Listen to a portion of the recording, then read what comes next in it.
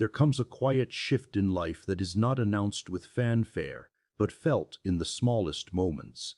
A missed step, a name that lingers just out of reach, a tiredness that doesn't quite leave.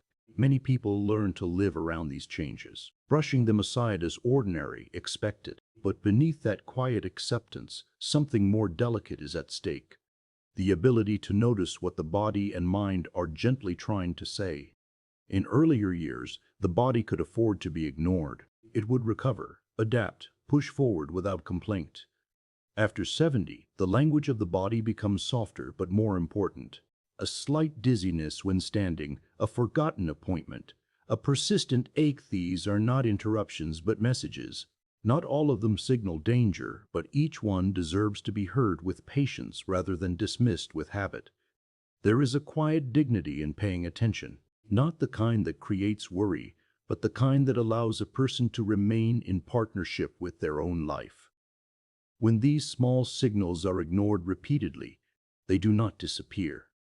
They gather, and often, what could have been managed with ease becomes something heavier, something that asks for more than it would have if it had been acknowledged early. This is not about fear, it is about awareness as a form of self-respect. To notice, to pause, to consider these are acts of care that protect independence more than any act of stubborn endurance. The body, even in its aging, is not working against you. It is trying, quietly and faithfully, to keep you safe. That awareness extends beyond the body into the spaces we live in. A home that once felt effortless can slowly become filled with unnoticed risks.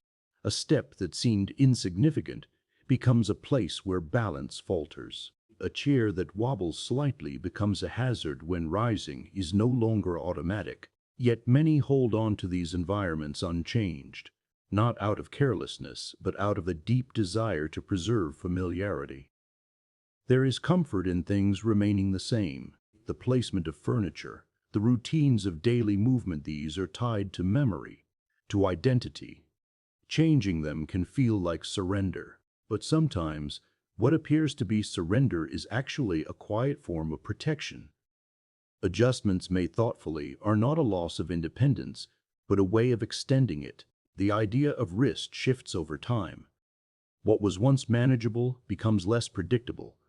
Climbing onto a chair to reach a high shelf may still feel possible, but the margin for error grows smaller, and it is often not the action itself, but the unexpected moment, a slip, a distraction that turns a simple task into something more serious.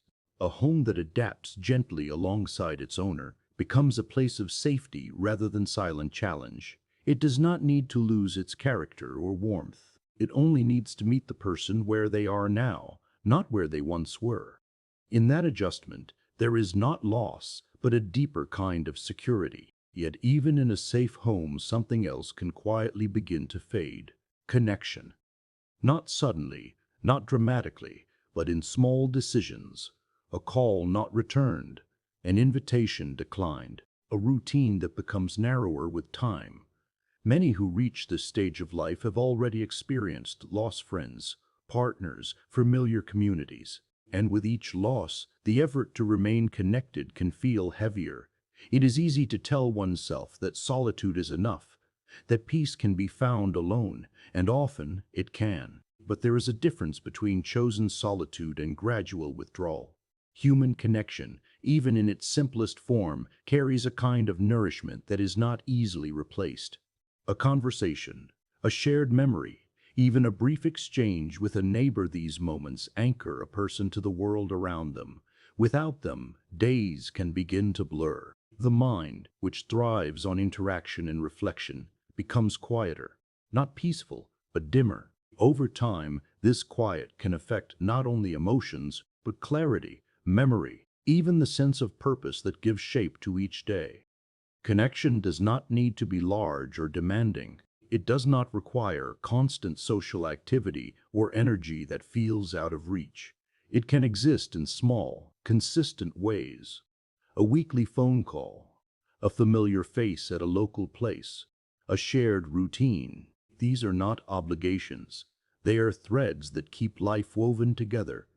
As connection shifts, so too does the relationship with the body's strength. For many, strength has always been tied to identity, the ability to carry, to lift, to move without hesitation.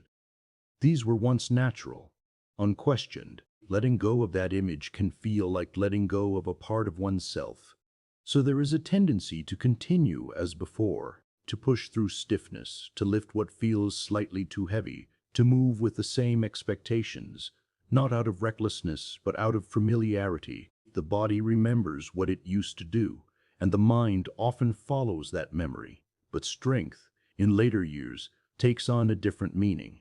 It is no longer measured by how much can be endured or how far limits can be pushed. It is measured by how wisely energy is used, how carefully balance is preserved, how gently the body is treated so that it can continue to serve. Overestimating physical limits is rarely a dramatic choice.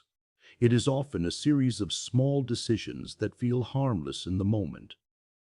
Carrying one more bag, standing a little longer, ignoring a slight unsteadiness. Each one seems insignificant until one day the body cannot respond as quickly as before. Adapting to changing limits is not about becoming fragile. It is about becoming precise, knowing when to pause, when to adjust, when to accept assistance, not as defeat, but as strategy. In this shift, strength does not disappear. It becomes quieter, more thoughtful, and in many ways, more enduring.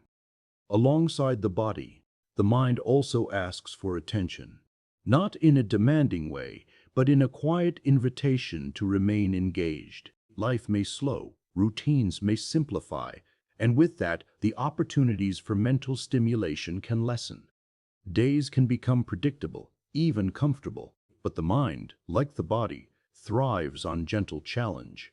Without it, thinking can become less sharp, not suddenly, but gradually. Names take longer to recall. Conversations require more effort to follow. It is not a failure, but a natural response to reduced engagement. The mind, given less to work with, begins to do less. But it does not require intense effort to keep the mind active. It asks only for curiosity, reading something new, reflecting on a memory, learning a small skill, even engaging in conversation that requires thought. These are simple ways of keeping the mind alive. There is a quiet joy in continuing to learn, even in later years. Not for achievement, but for the experience itself. It reminds a person that growth does not belong only to youth. It belongs to anyone willing to remain open. Neglecting this engagement is not an intentional choice. It often comes from fatigue, from routine, from the sense that it may no longer matter. But it does. Not in a way that demands pressure, but in a way that preserves clarity, confidence, and a sense of presence in one's own life. And then, perhaps the most difficult shift of all, asking for help. For many, independence has been a lifelong value. To rely on others can feel unfamiliar, even uncomfortable. There is pride in managing alone, in not needing assistance, in maintaining control over one's own life. But there are moments when help is not a sign of weakness, but of wisdom. Recognizing those moments requires honesty, not the kind that diminishes self-worth, but the kind that protects it. Because when help is refused unnecessarily, small challenges can grow into larger ones. A task that could have been shared becomes exhausting. A situation that could have been managed becomes overwhelming. And often those around are willing, even eager, to offer support, but they wait for permission. Allowing help is not about giving something up. It is about allowing others to participate in your well-being. It strengthens relationships, builds trust, and creates a network of care that becomes invaluable over time. There is dignity in independence, but there is also dignity in connection, in recognizing that no life is meant to be carried entirely alone.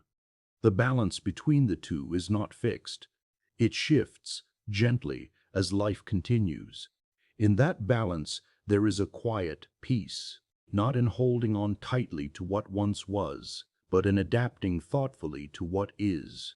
And in that adaptation, there is not loss, but a deeper, steadier kind of strength.